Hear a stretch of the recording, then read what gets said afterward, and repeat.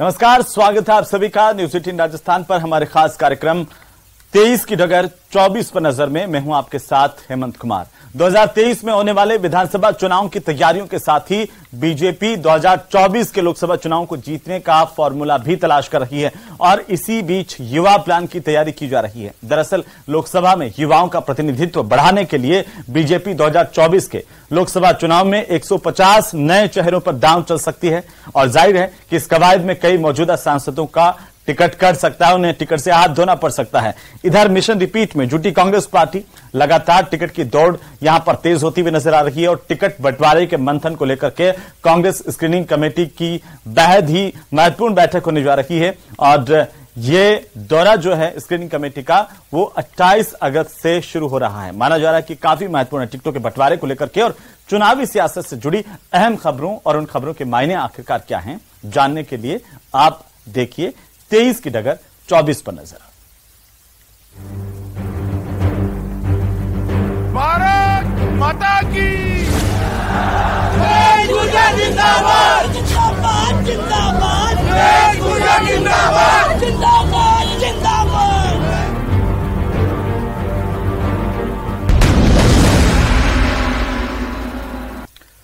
तो चलिए सबसे पहले शुरुआत करेंगे बीजेपी के खेमे से। और 1952 में जब देश में पहले आम चुनाव हुए थे उस वक्त लोकसभा में 26% ऐसे सांसद चुनकर के आए थे जिनकी उम्र महज 40 साल से कम थी और बाद में संसद में युवाओं का प्रतिनिधित्व आखिरकार कम होता गया। लेकिन 2024 के लोकसभा चुनाव की तैयारियों में जुटी बीजेपी अब लोकसभा में अधिक से अधिक युवा चेहरों के प्रतिनिधित्व के फॉर्मूले पर गंभीरता से काम कर रही है और यही कारण है कि बीजेपी इस बार लोकसभा चुनाव में 150 नए प्रत्याशियों को उतारने को प्लानिंग कर रही है।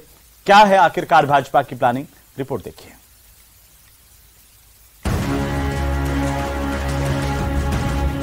भारत माता की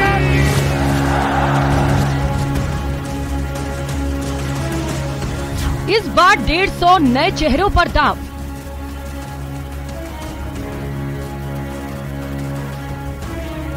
युवाओं के वोट से जीतेंगे चुनाव। 2024 का चुनावी अभियान।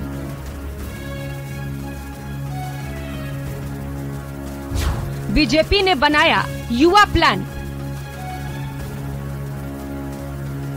2023 में कई राज्यों में होने वाले विधानसभा चुनाव की तैयारियों के साथ साथ बीजेपी 2024 में होने वाले आम चुनाव में भी जीत के कई फॉर्मूलों पर एक साथ काम कर रही है। यही कारण है कि बीजेपी नेता अपने चुनावी दौरों में विधानसभा चुनाव की बात तो करते ही हैं, 2024 में लोकसभा चुनाव का जिक्र भी जरूर करते हैं। पिछले दिनों संसद में विपक्ष के अविश्वास प्रस्ताव पर बहस का जवाब देते हुए भी पीएम ने 2024 के चुनाव की बात की थी और जीत का दावा किया था। पीएम के दावे को हकीकत में बदलने और विपक्ष की रणनीतियों को धाराशायी करने के लिए बीजेपी इस बार युवा प्लान पर पूरी गंभीरता से काम कर रही है। सूत्रों के मुताबिक बीजेपी ऐसे युवा फॉर्मूले पर काम कर रही है जिससे आजादी के 100वें साल तक संसद में अधिक से अधिक युवा प्रतिनिधित्व कर सके। इस युवा मिशन को अमली जामा पहनाने के लिए बीजेपी 2024 के लोकसभा चुनाव में 150 नए प्रत्याशियों को चुनाव मैदान में उतारने का प्लानिंग कर रही है। इन 150 नए कैंडिडेट्स में भी 41 से 55 साल तक की उम्र वाले प्रत्याशियों की संख्या अधिक होगी। 150 सीटों पर नए प्रत्याशियों को मौका देने और कई मौजूदा सांसदों के टिकट काटने को लेकर पार्टी में गंभीर मंथन जारी है। बीजेपी के एक वरिष्ठ नेता के मुताबिक पहली लोकसभा में 26% सदस्यों की उम्र 40 से कम थी, लेकिन बाद में संसद में युवा प्रतिनिधित्व कम होता गया और लोकसभा में 3 से 11 तक चुनाव जीतने वाले सांसदों की संख्या बढ़ती गई। इसे देखते हुए पार्टी 2 या 2 से अधिक बार लोकसभा चुनाव जीत चुके नेताओं से ज्यादातर को संगठन की जिम्मेदारी देने जा रही है। पार्टी सूत्रों के मुताबिक राज्यसभा में 80% ऐसे लोगों को मौका मिलेगा जो कानून, चिकित्सा, विज्ञान, कला, आर्थिक मामले, तकनीकी, पर्यावरण और भाषा के जानकार हो। उदाहरण के लिए 10 सीट पर चुनाव हुए तो 2 ही ऐसे प्रत्याशी होंगे जो जातीय समीकरण या संगठन में योगदान के लिहाज से महत्वपूर्ण होंगे। भारत दुनिया में सबसे अधिक युवा आबादी वाला देश है और देश की आबादी का 65% से ज्यादा युवा है।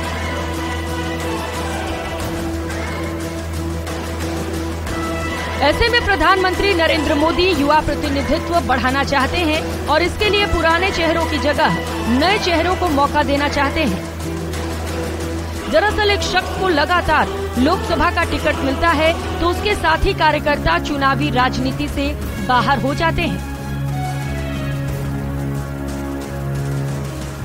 इसीलिए बीजेपी की योजना है कि कुछ खास लोगों को छोड़कर किसी एक कार्यकर्ता को 2 या 3 बार से ज्यादा लोकसभा का प्रतिनिधित्व करने का मौका नहीं दिया जाए। इससे नए लोगों को मौका मिलेगा। बीजेपी के लोकसभा सांसदों की बात करें तो फिलहाल बीजेपी के 135 लोकसभा सांसद हैं जो पहली बार चुनाव जीत कर आए हैं। वहीं 97 लोकसभा सांसद ऐसे हैं जो दूसरी बार चुनाव जीत कर आए हैं। इसके अलावा 28 सांसद तीसरी बार जीते हैं, जबकि 19 सांसद चौथी बार, 11 सांसद 5वीं बार और 8 सांसद 6ठी बार चुनाव जीत कर आए हैं। इतना ही नहीं, डॉक्टर वीरेंद्र कुमार 7वीं बार लोकसभा चुनाव जीत कर आए हैं।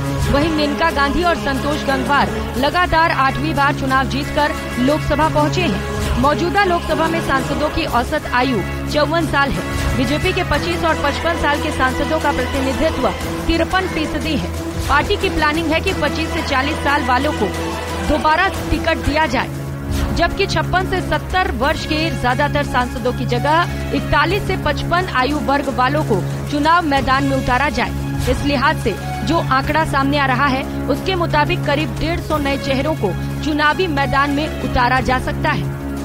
प्रधानमंत्री हमेशा ही अपने संबोधन में युवा शक्ति का हवाला देते हैं। पिछले 2 लोकसभा चुनाव में युवा वर्ग का बड़ा समर्थन भी बीजेपी को मिलता रहा है। ऐसे में पार्टी का युवा प्लान लगातार तीसरी बार लोकसभा चुनाव में सफलता का बड़ा आधार बन सकता है। Bureau report, news 18 Rajasthan.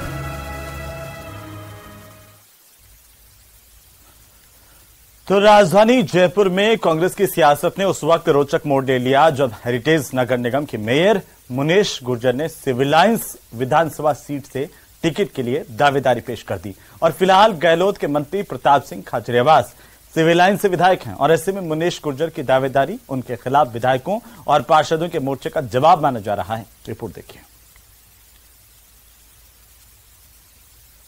जिंदाबाद जिंदाबाद जिंदाबाद जिंदाबाद जिंदाबाद जिंदाबाद। पिंक सिटी की सियासत में आया उबाल।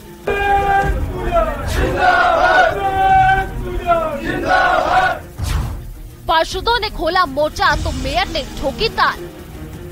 हम लड़ेंगे सिविल लाइंस सीट से चुनाव। जिंदाबाद जिंदाबाद जिंदाबाद जिंदाबाद। मुनेश ने चला टिकट वाला दाव। पार्षदों के नहले पर मुनेश का दहला।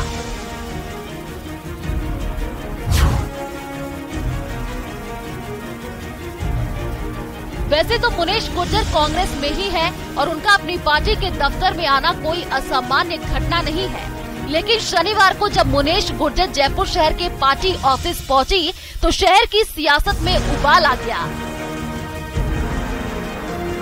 मुनेश का अपनी पार्टी ऑफिस आने का एक खास मकसद था। मुनेश गुर्जर पार्टी ऑफिस पहुंची, पार्टी के शहर अध्यक्ष आर तिवारी से मिली और विधानसभा चुनाव में टिकट के लिए आवेदन सौंप दिया, वो भी जयपुर के सिविल लाइंस विधानसभा सीट से, जिस सीट से फिलहाल गहलोत सरकार में कैबिनेट मंत्री प्रताप सिंह खाचरियावास विधायक है। मुनेश के इस दाव से पूरी तरह साफ हो गया कि उनके खिलाफ पार्षदों के मोर्चाबंदी का जवाब देने के लिए उन्होंने प्रताप सिंह खाचरियावास को ही सीधी चुनौती दे डाली है।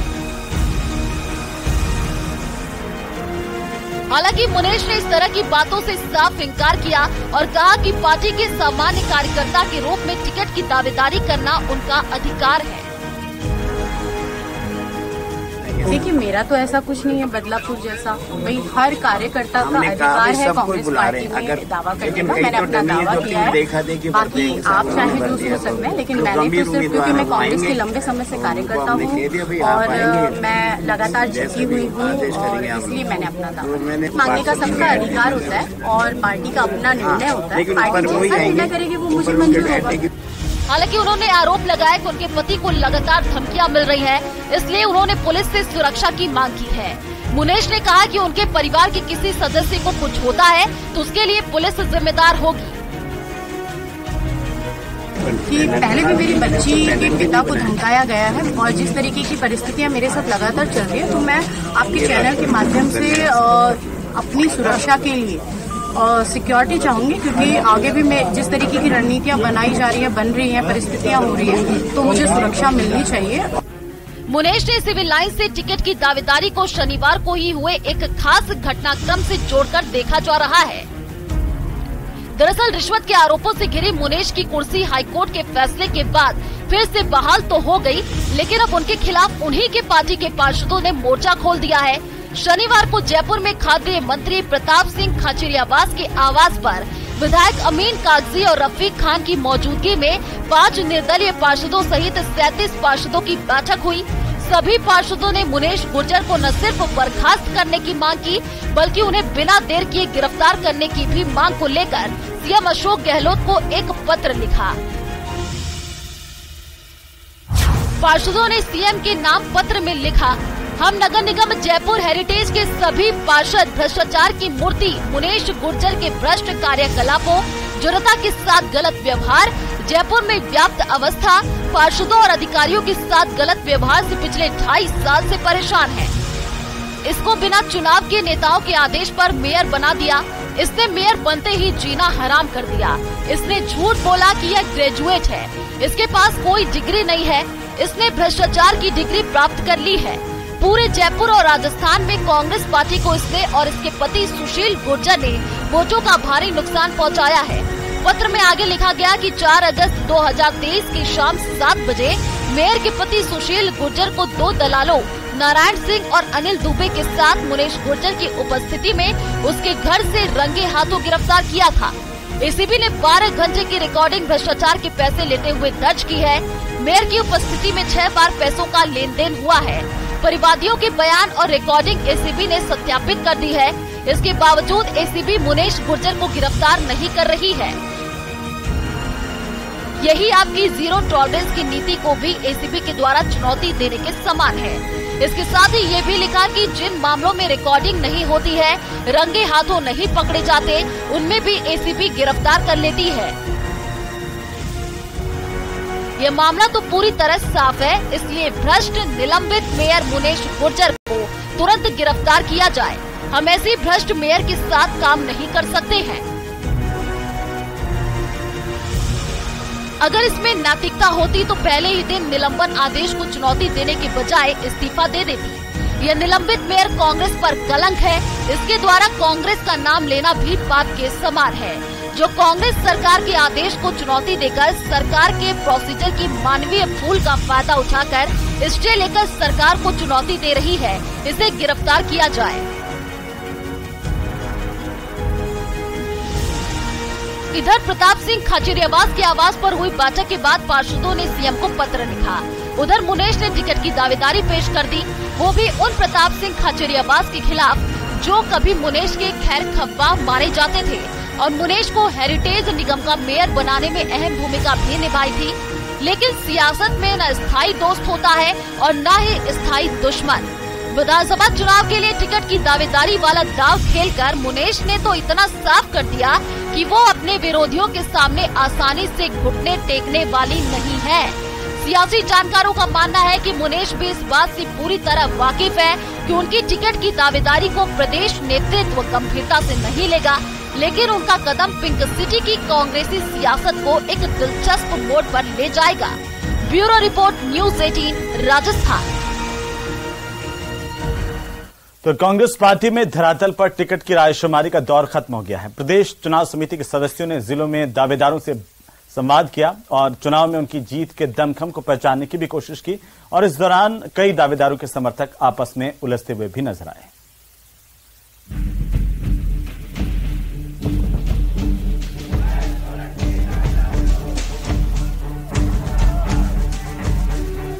कहीं स्थानीय का समर्थन तो कहीं बाहरी का विरोध, कहीं तकरार तो कहीं इकरार। जयपुर देहात के कांग्रेस कार्यालय में उमड़ी भीड़ समर्थकों की नहीं बल्कि दावेदारों की है। कांग्रेस सरकार के रिपीट होने की आस में इस बार दावेदारों ने टिकट के आवेदनों का नया रिकॉर्ड कायम कर दिया है। 11 विधानसभा सीटों के लिए 400 से ज्यादा आवेदन किए गए हैं। अकेली चोमू सीट से ही 125 सदस्यों ने दावेदारी ठोकी है। पार्टी के लिए दावेदारों की ही भीड़ अब मुसीबत बनती दिख रही है। कहीं समर्थन में नारेबाजी हो रही है तो कहीं विरोध के सुर भी सुनाई पड़ रहे हैं। भाई बात यह है कि अगर दावेदारी नहीं करें और आए नहीं प्लेटफार्म पे तो लोग उसको भी उल्टा लेते हैं कि भाई अकड़ रहे होंगे, इसलिए हमें भी उस चक्कर में आना पड़ता है कि भाई हम भी हमारा वो विचार नहीं है। बाकी फील्ड में दावेदारी जो है वो आप सबको पता है और सर्वे वाले हैं। मैं तो ये कहूंगा कि सर्वे में मेरा है तो मुझे टिकट दे देना। जो बरसों पार्टी में काम करते हैं उन्हें मांगने का भी अधिकार होता है। निर्णय है वो आलाकमान करता है, लेकिन सभी को कांग्रेस के लिए टिकट मांगनी चाहिए। लेकिन एक स्वस्थ माहौल है, उसमें सभी ये कह रहे हैं, आपने सुना होगा कि सभी ये कह रहे हैं कि हम मांग रहे हैं, लेकिन जब जिसको टिकट मिलेगी वो सारे हम लोग जो है वो उसके साथ में लगेंगे। 8 से शाहपुरा विधानसभा क्षेत्र में काम कर रहा हूँ। पिछले 10 साल से मैं लगातार वहाँ पीसीसी मेंबर हूँ इलेक्टेड। साथ ही दोनों ब्लॉक कांग्रेस के अध्यक्ष मेरे चुने हुए प्रतिनिधि हैं और शाहपुरा विधानसभा के अंदर अधिकतर सरपंचों का शहर के अंदर 2 नगर पालिकाएं हमारी विधानसभा क्षेत्र में मनोहरपुर नगर पालिका, शाहपुरा नगर पालिका, दोनों नगर पालिकाओं में बहुतायत में पार्षद मेरे साथ हैं। महिलाएं भी इस मुकाबले में किसी से कम नहीं है। चोमू से लेकर फुलेरा तक कई महिला नेताओं ने भी अपनी दावेदारी जताई है और खुद के चेहरे को जिताऊ करार दिया है। तर्क यही है कि पार्टी की टिकट से जब पुरुष चुनाव नहीं जीत पा रहे तो क्यों नहीं महिलाओं को मैदान में उतारा जाए।